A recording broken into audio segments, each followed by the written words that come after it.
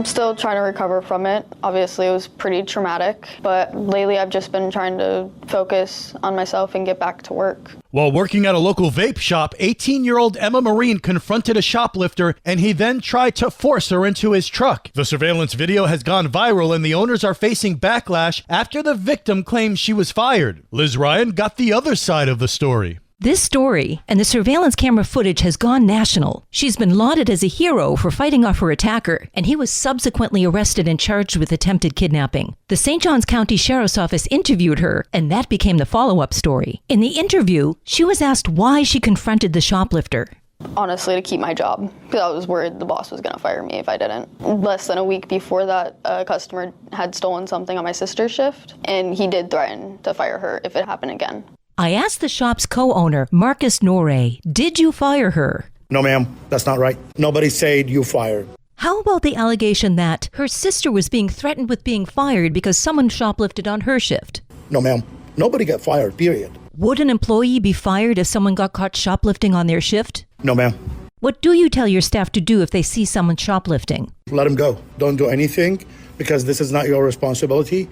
Noré says 2 people came to his shop with their cell phones, showing texts from Maureen in which she said it was her choice not to return to the job. I saw the messages. She texted them, said, we're not coming back to work in that place just because of the incidents. Noré says she just never came back. She didn't show up after the incidents. 100% she didn't show up. The owners say since the incident, they've been harassed online and by phone. Well, I got a bunch of phone calls. They started to be aggressive. Why you guys fired this girl? And people wrote a bad review on the store, and they don't want to be shop here anymore. They try to people don't come on over here to shop in this smoke shop. This is not right. That's harassing people. Why just say that on Google, and our review on the Google went down to 2.5. He's worried that's really going to cut into his business. We try to make a living. We had families. I got a boy and girl. They're both in the college. I really support them. Theodore Tundador, the would-be kidnapper, was arrested shortly after the incident and is now facing multiple serious charges. For St. Augustine's Local Morning News, I'm Liz Ryan. This local news is a service of your hometown Toyota dealer, Beaver Toyota in St. Augustine, conveniently located off I-95 at exit 311. One of the items in the presentation section of our agenda is the fiscal year 2026 recommended budget and proposed millage rates. The Board of St. Johns County Commissioners meets this morning, and we've got a preview of the agenda. County Public Affairs Director Wayne Larson says the budget discussion will be of interest to property owners. There'll be a preview of what our proposed budget may look like, and then, of course, there'll be public hearings that will follow this presentation in September. Larson says there are 2 time-sensitive items at 1 o'clock. Those 2 items are the first reading of proposed amendments to the Land Development Code as it pertains to the tree ordinance.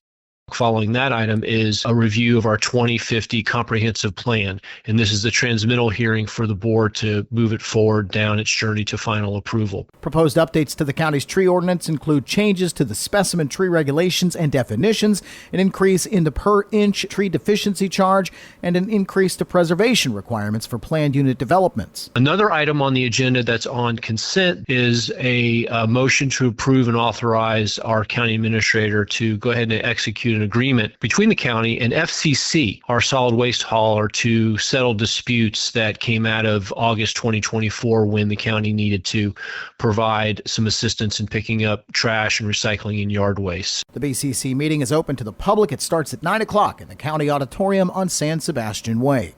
I'm Daryl Moody reporting.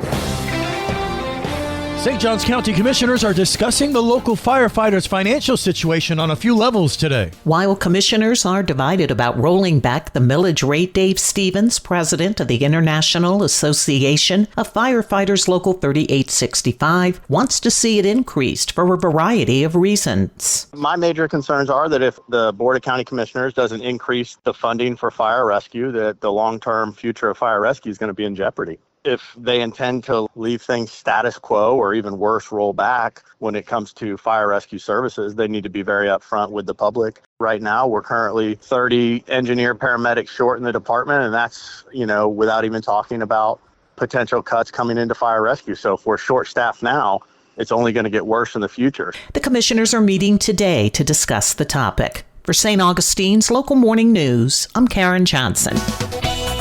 And now you're up to date with St. Augustine's local morning news. I'm Rich Carroll.